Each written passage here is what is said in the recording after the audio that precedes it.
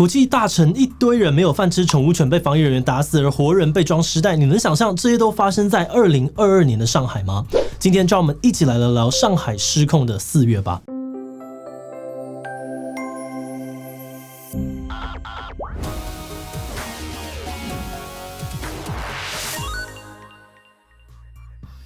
Hello， 大家好，我是志祺。4月底，中国社交平台上面出现了一支6分钟的短片《4月之声》，里面收录了上海封城乱象的各种声音，包含像是宠物犬遭到防疫人员扑杀，老人病重却没有医院接收，而确诊的婴儿被迫与父母分离，民众怒吼要求发物资等等，记录了上海失控又悲伤的4月。而影片上架之后，在中国的墙内疯传，却遭到了政府的火速下架。即便这些网友们接力的转发，想要对抗审查制度，但4月之声还是难逃被和谐的命运，在社群上面被清零了。4月之声被很多人认为是这一次上海疫情的缩影。在封城的这段期间，我们看到了很多魔幻的封城乱象。上海是怎么走到这一步的？而为何这样子国际等级的一线城市会被疫情搞得如此狼狈？而另外一方面，我们也看到在封城乱糟糟的情况之下，许多中国人试图抗争，对政府表达不满。究竟中国民众如何看待上海的防疫失败？大家还愿意跟随共产党的领导吗？看之前，先让我们进一段工商时间。如果你对新闻抱有满腔热血，那么千万别错过今年第2届的出生新闻奖。这个希望能够把新闻结合行销跟设计的赛事，共有3个奖项，分别是策略创意、受众洞察还有体验创新。出生也邀请了4位重磅级的评审参与，横跨新闻与数位行销，面面俱到评选作品。那我们也明白，好新闻往往不缺奖项，缺的是流量。如果荣获首奖，除了能够拿到2万块的奖金，还可以在我跟敏迪的频道跟更多的观众分享你的作品。那只要你未满27岁，5月25之前都可以报名，不需要先完成作品，也可以报名参赛。想在数位时代当中抓住观众的注意力，发挥新闻的影响力吗？赶快点击资讯栏的官网网址，参加出生新闻奖，一起定义新时代的好新闻吧。从2年前开始，上海选择的防疫方式就跟中国其他地方不太一样。相较于其他动不动就封城的城市，上海进行的是精准防疫，也就是说，在不封城的情况之下，上海透过快速追踪、快速疫调，最小化需要管理的范围，让大部分民众的生活能够马照跑、舞照跳，而经济也不会受到太多的影响。而在过去的2年，这样子的防疫非常有效，上海成功的用更小的社会成本压制住了病毒的传播，成为了中国的防疫模范生，也获得了许多民众的好评。不过，当更新更快的 Omicron 入侵中国之后，这一切却渐渐失控了。3月初，上海出现了一波 Omicron 疫情，让上海模式遇到了巨大的挑战。在疫情爆发的前几天，上海每天都有几百例的确诊，当时就有人表示说：“该封城了吧？”但上海市政府表示，一切都在可控的范围内。而上海身为中国的金融中心，承载了全国经济社会发展重要责任，绝对不能够轻易的封城。而听到上海这么说，各界也开始在猜，上海没有像其他地方一样严格清零，除了经济考量之外，或许也是在试着与病毒共存，就像其他西方国家一样，一步一步的回归正常的生活。但没有想到的是，过了不久，由于确诊数持续的上升，再加上中央政府给的压力越来越大，让上海市政府突然政策急转弯，在3月底的时候，闪电宣布上海即将进行大规模的封控管理。强硬的封控政策一下来呢，造成了许多的次生灾害。首先在物资方面，4月初的时候，上海民众被告知封控管理只会为期5天，大家可以不用恐慌。结果5天之后，确诊人数依然压不下来，政府决定延后解封日期，但民众囤的食物根本不够，面临了断炊的危机。再加上因为防疫的原因，很多物流业又进不了上海，让物资的补给中断。即便呢后来可以透过手机团购或是外送，但不是抢不到，就是价格高到吓死人，导致许多人在家呢只能够挨饿受苦。而在医疗方面，封控之后，许多医院停止看诊，也只收治有核酸检测的病人。很多需要紧急救治的人们得不到及时的治疗，而不幸离世，变成了封城下的非裔死亡。而另外，在清零模式之下，阳性的患者都需要被带去隔离，但方舱医院的数量不够，政府只能够征召民宅、商业大楼作为隔离点。许多的居民不愿意被征用民宅，与警方爆发了激烈的冲突。而有的方舱医院则是居住环境极差，患者住了进去才发现里面的食物、药物短缺，还有跟1000个人共用厕所。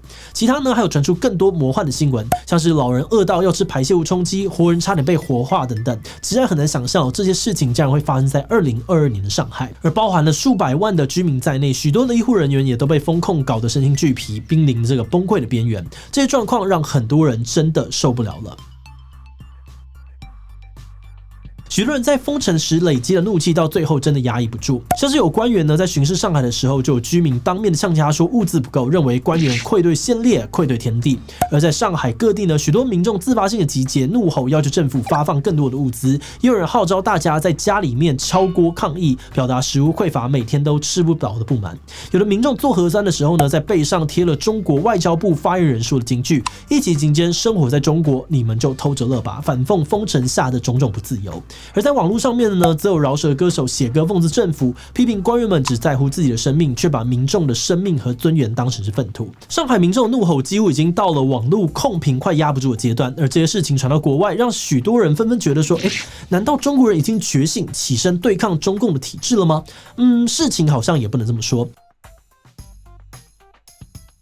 尽管大家都有很多的不满，但也有很多人都将炮火对准上海市政府，他们认为是上海市政府的决策失误才会导致这样的结果。同样是一线大城市，像深圳、广州，之前在面对疫情爆发的时候，一开始就展现了清零的决心，该封就封，绝不心软，很快就控制住了疫情。只有上海在那边要封不封，又想要对抗疫情，又想要兼顾经济，才会错失封城最好的时机。而且不论是封城后的医疗人员调度，或者是物资配送，上海似乎都没有提前准备。如果一开始就听从中央的指挥，就不会搞得如此狼狈。而另外，也有不少中国民众也批评上海自己压不住疫情，许多确诊者又跑到了其他的省市，才会让这个上海呢从精准防疫变成精准外溢，害得其他的地方被迫进入封城的状态。大家纷纷怒骂上海市政府防疫不力，根本是中国对抗疫情的拖油瓶。甚至有不少人认为，上海之所以会做出这么荒谬的决策，都是资本主义害的。在这一次的舆论当中呢，出现了一个观点，认为上海被资本主义荼毒了。许多外地人觉得，上海身为经济最发达的城市，一直以来都有着莫名其妙的优越感，看不起中国的其他地区，更缺乏了共产主义当中的集体意识，才会在决策上面如此的特立独行。他们尤其认为上海在利益挂帅的思维之下呢，只在乎维持经济成长，而不在乎确诊后的死亡人数。当中国各地还在忙着清零，只有上海觉得共存也没有关系。甚至有人觉得，都是因为上海西化太严重，学到了西方躺平主义的精髓，才导致在防疫上面缺乏了决心。不少网友也表示，上海疫情向大家证明资本主义化不适合中国。简单来说，上海失败的防疫被不少中国民众认为这就是资本主义荼毒下的结果。而让中央介入之后，发动了举国体制，带着全国的医护与物资驰援上海，配给食物，许多人也解读成共产主义解救上海的重要象征。那么面对上海封城之后，网络上面分歧的舆论高涨的民怨，中国政府是如何因应的呢？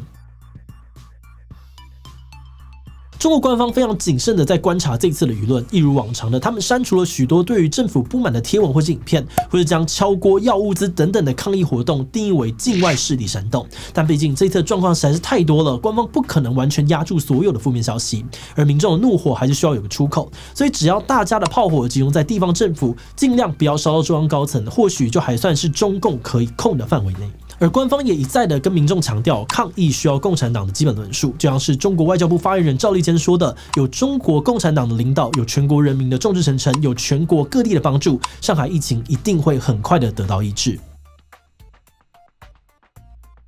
在进入观点以前，我们要先特别感谢这一期的所有会员，因为有大家的支持跟赞助，我们才能够持续运作这个频道，制作这种非常有可能会被黄标的主题，真的是非常的谢谢大家。那如果你愿意支持我们走得更远，欢迎点击频道主页的加入按钮，成为我们的会员，或者也可以用超级感谢小额支持我们。好的，那话说回来虽然上海这次好像特别的混乱，但其实在中国，因为过度防疫导致的自身灾害已经发生过不少次了。从武汉疫情之后，中国出现了严苛的零容忍政策，面对病毒就是要想办法清零。那我们认为对中国来说，清零除了代表打赢病毒，在抗疫战争当中获胜之外，好像也可以暗示跟每天几十万确诊的欧美国家相比，中国体制比西方更加优越。而这样子呢，就能够让中国看起来更有领导的合理性。而在清零的 KPI 下，地方的官员如果管不好疫情，就会被中央问责，像是被记大过或是调职处分。而为了保住自己的乌纱帽，地方政府很容易祭出激烈的防疫措施，不计一切代价追求清零，导致出现扑杀宠物、不人性的风控等等状况。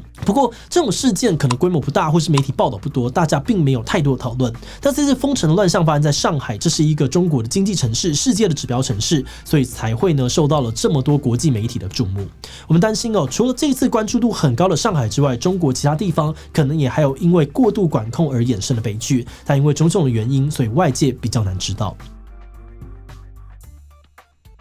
而我们观察到，对于很多的中国民众来说呢，这次上海的封城之乱改变了他们看待中国式防疫的态度，不过改的方向可能不太一样。有的人深深体悟到，在中共集权管理之下，根本无法保障自己生存的权利。大家永远不知道明天会不会被封城，还有没有饭吃，而对于在中国体制下生活感到害怕。尤其当他们看到政府不断的控制舆论，就连4月之声这样子温和的影片都会被删除时，更感受不到跟体制对话的可能，对未来感到十分的绝望。但有很多的人看到了这次上海的失败之后，反而更坚定地认为资本主义有毒，效仿西方不可行，就在一开始就跟从党的领导，才能在这个抗疫之战呢当中取得最终的胜利。而当这两种思想的人生活在同一片土地的时候，可能就会在中国未来的防疫路线上面埋下了更多的矛盾。那虽然说目前上海的情况已经慢慢的趋缓，但北京等的地方疫情却还在紧绷阶段。而接下来中国的防疫政策会不会调整，舆论的风向又会怎么变化，我们也会继续的观察下去。好的，那因为时间有限这集就到这边。想问大家，看到上海这次的防疫乱象，你的感觉是什么呢？想要清零并没有错，只是严格的防疫必然会有震动期，相信之后类似的状况会越来越少。B 防疫做得太过头了，没有必要为了清零做到这种程度。C 觉得活在这样的体制下面很辛苦，希望更多的中国人勇敢的站出来为自己的权益发声。D 其他留言告诉我们吧。最后，如果你喜欢今天的影片，欢迎分享出去，让更多人知道4月的上海为何那么乱。此外呢，也可以在这个地方看西安大封城以及台湾大确诊时代的来临。那么今天这一期就到这么告一段落，我们就明晚再见喽。